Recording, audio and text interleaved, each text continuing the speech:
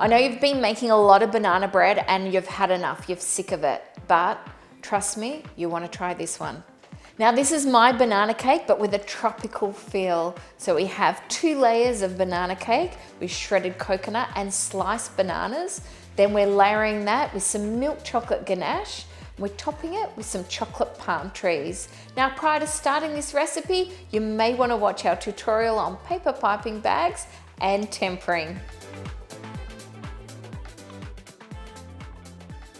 This banana cake is absolutely delicious and you can make it in any shape. Now I'm making it in a rectangle and we're going to make 2 layers in the cake. So you will need 2 of the same mold, or you can use it, keep this batter to the side. Once the first one is baked, you can reuse the same mold if you've only got 1.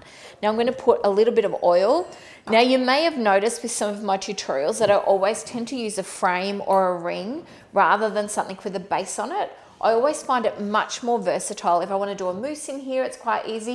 If I want to bake in here, it's quite easy. It's also very easy to unmold the cake without having to flip it over. I'm going to put a little bit of vegetable oil spray just on the side of the mold. We try where possible, because we get these custom made, because I do sometimes pick some unusual shapes, to have these available for you at Saver to purchase as well. So what I'm using, we generally try to keep in stock. As I said though, if you've got a favourite shaped tin, please use that, because this works in any shape. I have some baking paper here, and you can see that we've just feathered it. We've traced the frame that I'm using. I'm going to turn that over so the grey lead side is facing down. These feathered pieces now should just push up the side. At this stage as well, you should preheat your oven to 160 degrees Celsius. Now all my recipes are made with a fan forced oven. So push it right into the corners. If you're a perfectionist like me, you won't want any rounded edges. Now I buy my baking paper in sheets, so I can only work with the length that I have, which is 600 millimeter. And then any extra I'm going to put on a couple of little strips. So just making sure that it goes right into the corners. Now these cakes aren't going to be too high, so this is 45 millimeters in height, and the paper just goes a little bit above that, but you're not going to need the paper any higher because it is quite a low cake.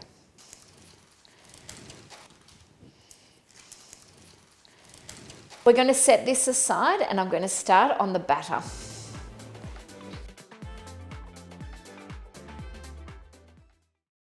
Now in a stand mixer, I'm going to cream some unsalted butter together with some sugar. I'm just going to beat this until it's really light and creamy. For this particular cake, we do have some baking powder, which is going to give us a lift, but we also are going to rely on some of the aeration in this creaming process at the start. While that's mixing, I'm going to combine the dry ingredients together. So we have some plain flour or all-purpose flour. I have some salt and some baking powder. Now the baking powder is a chemical aerator, which is going to give us a nice lift on the banana cake without us having to incorporate too much air mechanically here. So it's a combination of the two. We've got 2 groups of shredded coconut. I'm going to add the first group here with our dry ingredients. Combine the dry ingredients together. Once the butter and sugar is quite light, scrape it down as you're going. You're going to slowly add in the eggs. Don't add them in too quickly because the mixture will split.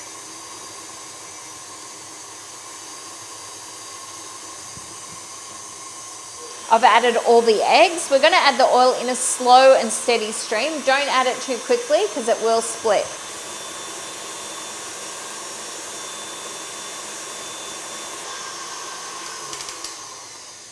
Now the oil is going to keep the cake batter once baked really nice and moist. I'm using a grapeseed oil, but if you can't get that, you can just use a vegetable oil, something with a really mild flavour.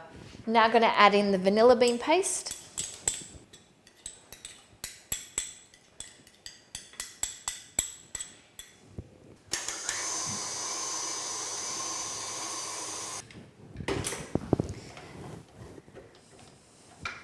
I'm just going to take out the paddle and I'm going to add the remaining ingredients by folding them through by hand. And you can see the texture and the consistency of the batter. It should be really nice and smooth and creamy at this stage. I'm just going to thinly slice the banana.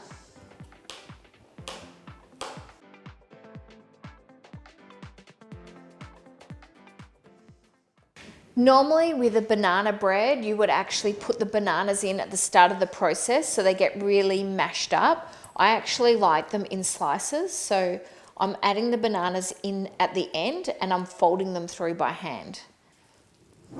Just make sure they're combined with the batter. This is our plain flour, baking powder, salt and coconut.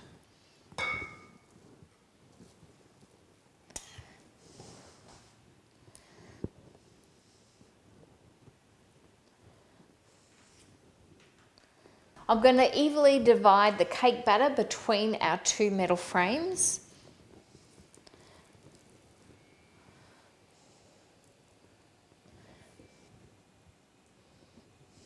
Just spread it out evenly so it's level on top.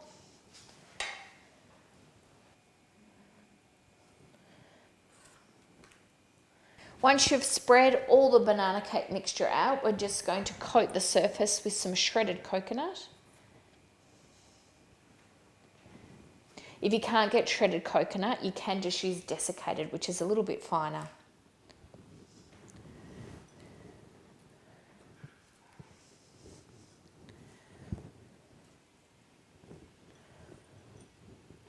Finish before going into the oven with a little sprinkle of ground cinnamon. These are going to bake in a fan-forced oven for approximately 25 to 30 minutes. Now you need to test them. You can put in a skewer or you can press the top to ensure that it bounces back. They should be a light golden brown colour once baked.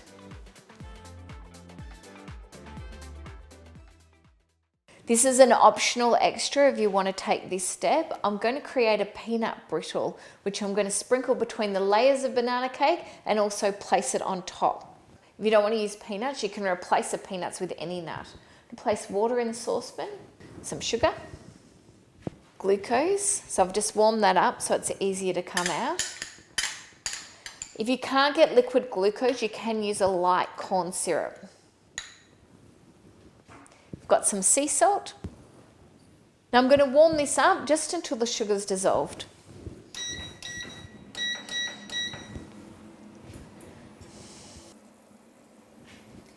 Once the sugar's dissolved, add in the chopped salted peanuts. And then just gently stir it while we bring it up to 150 degrees Celsius. Now if you don't have a thermometer, have a bowl of cold or chilled water. Take small little drops of the mixture, drop it into the bowl, and it should still be clear, but it should be quite a firm consistency when it reaches 150 degrees Celsius. Have your bicarb soda and your butter ready to go, because as soon as this reaches 150, you're going to add those two ingredients in immediately. Okay, we're going to add in the butter. Turn off the heat. Mix that through. Just be very careful that this doesn't burn. Have it on a medium heat and make sure you stir it continuously. We're adding in the bicarb soda and this is going to create some gas, which is going to lighten it, which makes it nice and crunchy. Otherwise it's too dense to eat and actually chop. Just mix that through. Bicarb soda as well makes ingredients a little bit darker, but you can see that that's bubbled up to create a foam. We're going to pour it out now onto a tray.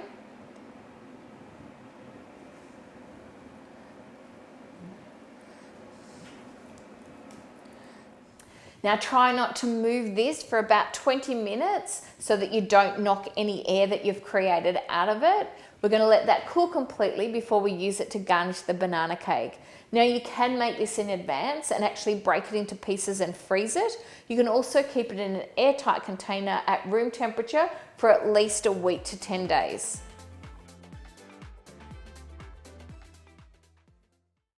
On creating the ganache, once again, all these steps are optional. You can just make a delicious banana cake without sandwiching it with ganache, but with the ganache it's superb.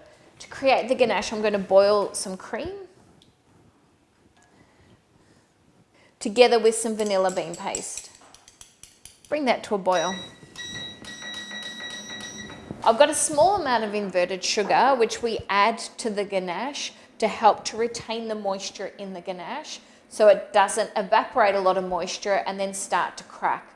Because this banana cake can actually be left out at room temperature.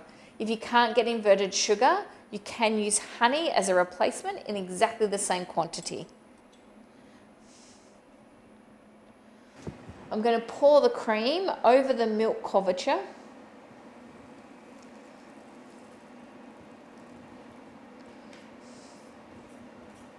You can whisk this by hand, but I find I get a better texture with the ganache by using a stick blender to emulsify it.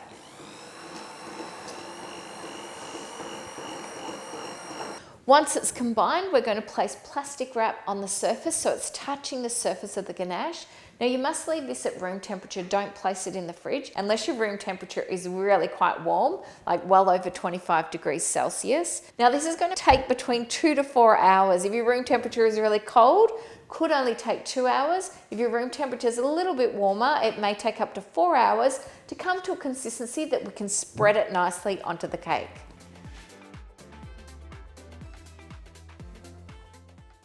For this next step, you will need to temper some milk chocolate, and you'll also need to create some paper piping cones. We do have tutorials on both of those techniques.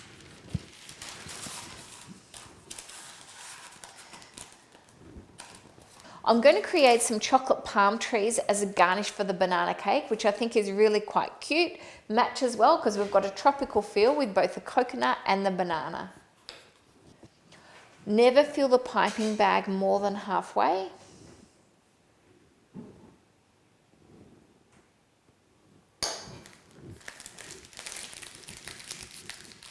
Always fold the piping bag away from the seam. So I'm going to cut a small amount off the end of the bag. That's going to determine how thin or thick your palm trees are. If they're too thin, they will tend to break when you go to push them into the cake.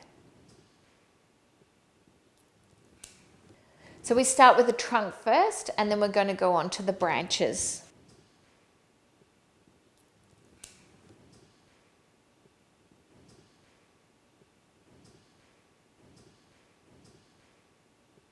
So do the trunk, then we go on piping a large amount out, stop piping and pull.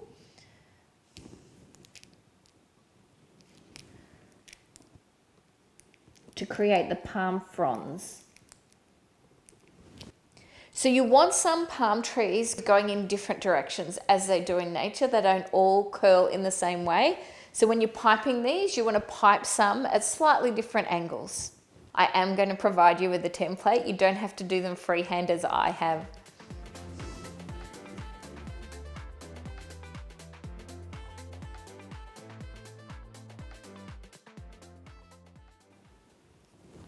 Now I've put 5 on top of my banana cake. I do recommend you make a few extras in case of breakages. And the beauty of these is you can make them in advance because they're solid chocolate and store them in an airtight container. These can be made 4 to 5 months in advance. So we go slightly larger as we go down the trunk. So you press a little bit more to make the trunk thicker. We start pipe off in a bowl and then just pull it away.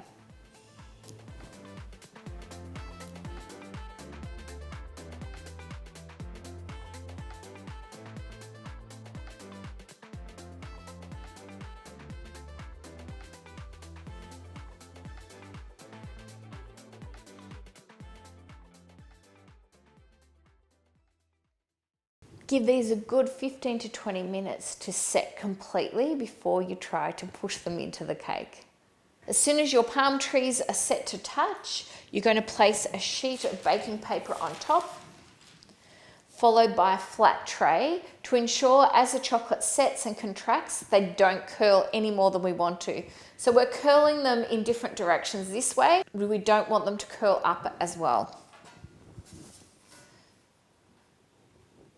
You can leave that if you're making these in advance for up to 24 hours and then you can store them. They won't contract much more to change the shape after that initial 24 hours. Remove the frames from each cake.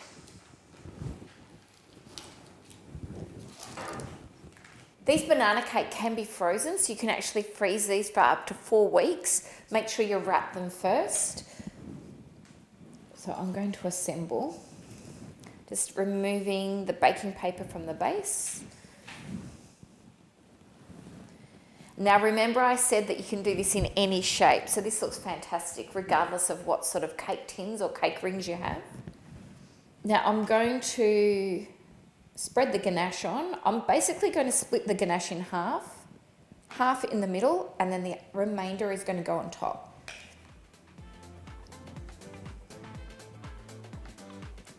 Just push the ganache out to the edge so it just starts to go over.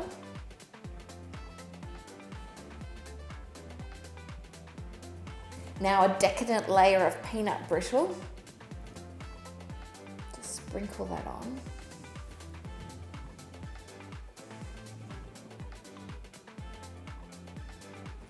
Just be very gentle with the banana cake. It will be a little bit more easier to handle if it's frozen or comes straight from the fridge. If you are using it like I am from room temperature, just be careful when you pick it up, particularly this shape, that it doesn't crack. Place that directly on top. Place the remaining ganache on top.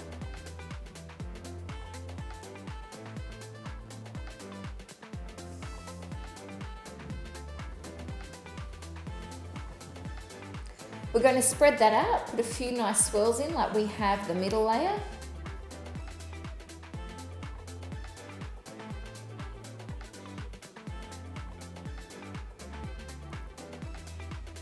Now to finish, we're going to place some peanut brittle in the center.